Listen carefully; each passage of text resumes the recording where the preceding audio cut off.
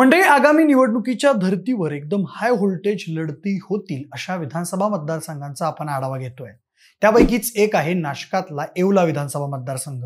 म्हणजे दिग्गज नेते छगन भुजबळ यांचा तो बालेकिल्ला, पण गेल्या काही महिन्यात मराठा विरुद्ध ओबीसी तसंच जरांगे पाटील विरुद्ध छगन भुजबळ यांच्यातील संघर्षामुळे येवल्याची लढाई अधिकच टफ झालेली आहे असं दिसतंय। यंदा जरांगे पाटलांनी येवल्यातून छगन भुजबळ यांना पाडणार असा इशारा देऊन ठेवलाय। आता जरांगे पाटील यांचा टोकाचा विरोध बघता भुजबळ यांच्यासाठी ही निवडणूक सोपी नसेल असं राजकीय जाणकार सांगतायत। म्हणजे येवला मतदारसंघामध्ये मराठा समाजाचं 1,25,000 तर ओबीसी समाजाचं एकत्रित मिळून 1,20,000 इतकं मतदान आहे। शिवाय तिथं एससी एसटी आणि मुस्लिम समाजाची ही संख्या लक्षणीय आहे। आता एकंदरीतच मराठा विरुद्ध ओबीसी वाद, त्यातून होणारं संभाव्य ध्रुवीकरण, स्वपक्षातील काही राजकीय विरोधकांची नाराजी, महाविकास आघाडीचा संभाव्य तगडा उमेदवार आणि मतदारसंघात असलेली अँटी इन्कम्बन्सी यामुळे छगन भुजबळ यांना यावेळी येवल्यातून निवडणूक आव्हानात्मक असेल असं जाणकार सांगतायत। आजच्या व्हिडिओमध्ये आपण येवला विधानसभा मतदारसंघात नेमकी कोणाची ताकद आहे, कोण होऊ शकतात येवल्याचे पुढील आमदार, कशी आहे येवल्याची राजकीय हवा, याचाच आढावा घेणार आहोत। नमस्कार, मी प्रथमेश आणि तुम्ही पाहताय विशेष भारी। मंडळी, 2008 साली झालेल्या मतदारसंघ पुनर्रचनेनुसार येवला मतदारसंघात येवला आणि निफाड तालुक्यातील लासलगाव आणि देवगाव या महसूल मंडळांचा समावेश होतो। हा विधानसभा मतदारसंघ दिंडोरी लोकसभा मतदारसंघात मोडतो। म्हणजे हा मतदारसंघ एकेकाळी काँग्रेसचा बालेकिल्ला मानला जात होता। त्यानंतर इथं शिवसेनेनेही वर्चस्व प्रस्थापित केलं होतं। मात्र शिवसेनेतून बाहेर पडलेल्या भुजबळ यांचा माझगाव या त्यांच्या मतदारसंघात पराभव झाल्यानंतर ॲडव्होकेट माणिकराव शिंदे यांच्यासह इतर राजकीय मंडळींच्या मागणीनुसार आता सुरक्षित म्हणून येवला मतदारसंघात शरद पवार यांनी भुजबळ यांचं बस्तान बसवलं। त्यासाठी सलग 2 वेळा निवडून आलेले जनार्दन पाटील, मारुतराव पवार यासारख्या माजी आमदारांना नाराजही केलं। मात्र त्यानंतर भुजबळ यांनी अंगभूत कौशल्यानं 2004 पासून सर्व विरोधकांना आपल्या जाळ्यात ओढून सलग 4 वेळा येवल्याचं प्रतिनिधित्व केलं। तेव्हापासून प्रत्येक निवडणुकीत भुजबळ यांच्या मतांमध्ये वाढच झालेली आहे। 2004 मध्ये त्यांना 79,306, 2009 मध्ये 1,06,416, 2014 मध्ये 1,12,787 आणि 2019 मध्ये 1,26,237 असं मतदान मिळालं होतं। 2004 मध्ये भुजबळ यांच्या पाठीशी तालुक्यातील काँग्रेस, राष्ट्रवादीचे अनेक ज्येष्ठ नेते उभे राहिल्यानं शिवसेनेचे तत्कालीन आमदार कल्याणराव पाटील यांचा त्यांनी 35,649 मतांनी पराभव केला होता। म्हणजे प्रारंभी भुजबळ यांना साथ देणारे माणिकराव शिंदे हेच 2009 मध्ये त्यांच्या विरोधात शिवसेनेचे उमेदवार म्हणून उभे ठाकले। तरीही भुजबळ यांनी त्यांचा 50,180 मतांनी पराभव करून मतदारसंघात आपल्यासमोर कोणीच प्रतिस्पर्धी नसल्याचं दाखवून दिलं। 2014 आणि 2019 या दोन्ही निवडणुकांमध्ये त्यांनी शिवसेनेचे संभाजी पवार यांना धूळ चारली होती। अशा रीतीने भुजबळ येवल्यावर आपला दबदबा राखून राहिलेले आहेत। जरी सध्या राजकीय परिस्थितीत भुजबळ यांच्या समोर मोठं आव्हान निर्माण झालं असलं तरी राजकीय डावपेच आणि मुत्सद्देगिरीत भुजबळ हे विरोधकांना कायम पुरून उरलेले आहेत।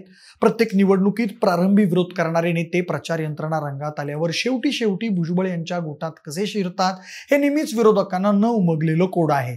मात्र आगामी निवडणुकीत भुजबळ यांच्या राजकीय बुद्धिचातुर्याची कसोटी लागणार आहे। म्हणजे मराठा आरक्षणाच्या मुद्द्यावरून मनोज जरांगे हे वारंवार भुजबळ यांना लक्ष करत असल्यानं मराठा समाज उघडपणे जरांगे यांना साथ देत आहे। शिवाय येवला मतदारसंघात कांदा उत्पादकांची संख्या मोठ्या प्रमाणावर आहे। निर्यात बंदी, निर्यात शुल्क या संदर्भातील केंद्र सरकारच्या भूमिकेमुळे कांदा उत्पादकांचे प्रचंड नुकसान झालं असून त्याची झळ लोकसभा निवडणुकीत भाजपच्या दिंडोरी मतदारसंघातील उमेदवार डॉक्टर भारती पवार यांना बसली होती। येवला विधानसभा मतदारसंघात डॉक्टर पवार यांच्यापेक्षा राष्ट्रवादी शरद पवार गटाचे भास्कर भगरे यांना 13,205 मताधिक्य मिळालं होतं। भुजबळ यांच्यासाठी हे मताधिक्य धोकादायक मानलं जात आहे। म्हणजे सध्या येवला मतदारसंघाचं राजकीय गणित असं आहे की इथं मराठा समाजाची 1,25,000 मतं आहेत, तर ओबीसी समाजाची 1,20,000 मतं आहेत। शिवाय एससी आणि एसटी यांची 45,000 तर मुस्लिम मतं 35,000 आहेत, तर इतर मतं 10,000 आहेत। त्यामुळे एका दृष्टीने बघितलं तर या मतदारसंघात मराठा व ओबीसी समाजाचं प्राबल्य दिसतंय आणि दोन्ही समाजामध्ये सध्याच्या आरक्षणाच्या परिस्थितीमुळे मोठ्या प्रमाणात ध्रुवीकरण झाल्याचं दिसतंय। म्हणजे येवल्यातील अल्पसंख्याक समाजानं कायमच भुजबळ यांना साथ दिली आहे। परंतु अजितदादा गटात असलेले भुजबळ सध्या भाजप बरोबर सत्तेत असल्यानं आणि भाजपच्या नेत्यांकडून मुस्लिम समाजाविरुद्ध सतत जहरी टीका होत असल्यानं अल्पसंख्याक समाज त्यांच्यापासून दुरावण्याची शक्यता अधिक आहे। म्हणजे 2 वर्षांपूर्वी राष्ट्रवादीत अजित पवार यांनी सवता सुभा मांडून शिंदे फडणवीस सरकारमध्ये उपमुख्यमंत्री होण्यात धन्यता मांडली. अजितदादांना प्रफुल्ल पटेल, छगन भुजबळ, दिलीप वळसे पाटील यांसारख्या ज्येष्ठ मंडळींनी साथ दिल्यानं शरद पवार यांना हा मोठा धक्का मानला गेला. भुजबळ मंत्रीही झाले.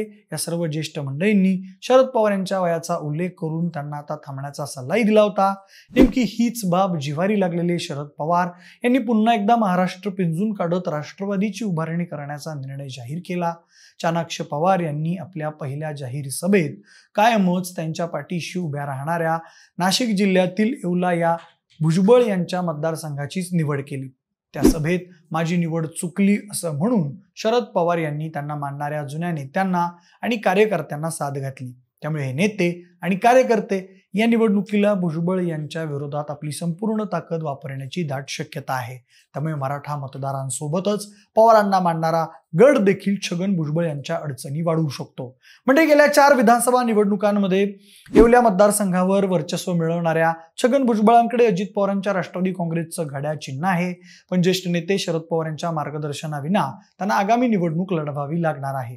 शिवाय सलग 20 वर्ष मतदारसंघाचं नेतृत्व केल्यामुळे त्यांच्या विरुद्ध मतदारसंघात अँटी इन्कम्बन्सी असल्याचं सांगण्यात येत आहे. कांदा उत्पादकांची नाराजी, मतदारसंघातील पाणी समस्या कायम असणे, येवला शहरातील अतिक्रमणांकडे होणारे दुर्लक्ष, अंगणगावातील बोटिंग क्लब, नाट्यगृहाची दुरावस्था या भुजबळ यांच्या विरोधात जाणाऱ्या बाबी आहेत असं स्थानिक राजकीय जाणकार सांगतायत. भुजबळ यांनी येवल्यात केवळ भव्य शासकीय इमारती उभ्या केल्या, परंतु इतर विकास कामे केली नसल्याचा आक्षेप त्यांच्याविषयी घेतला जातो. मंडळी, या व्यतिरिक्त भुजबळ यांच्या विरुद्ध महाविकास आघाडीकडून ही जागा कदाचित काँग्रेसला सुटण्याची शक्यता अधिक आहे.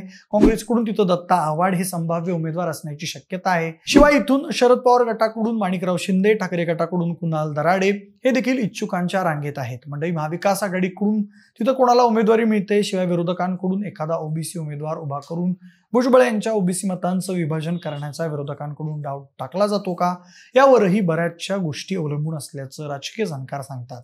तर दुसरीकडे प्रहारकडून किंवा रासपकडून इथं उमेदवार दिला जातो का, शिवाय त्याचा ओबीसी मतांवरती काय फरक पडतो का, हेही पाहणं महत्त्वाचं ठरणार आहे. मंडळी, एकंदरीत सध्या राजकीय परिस्थिती बघितली तर भुजबळ यांना या मतदारसंघातून जिंकणं गेल्या 4 टर्म सारखं सोपं नसेल असं बोललं जात आहे. मराठा समाजाचा कडवा विरोध हे प्रमुख आव्हान त्यांच्यासमोर असेल, पण भुजबळ येत्या काळात बाजी पलटवणार का हे पाहणं रंजक ठरेल. आता याबद्दल तुम्हाला नेमकं काय वाटतंय? भुजबळ यावेळी येवल्यातून पुन्हा एकदा निवडून येतील का? त्यांचा पराभव होईल का? तुमची मतं आम्हाला कमेंट करून नक्की सांगा. जर हा व्हिडिओ आवडला असेल तर लाईक आणि शेअर करा. सोबतच आपल्या विशेष भारी या यूट्यूब चॅनलला देखील सबस्क्राईब करायला अजिबात विसरू नका. धन्यवाद.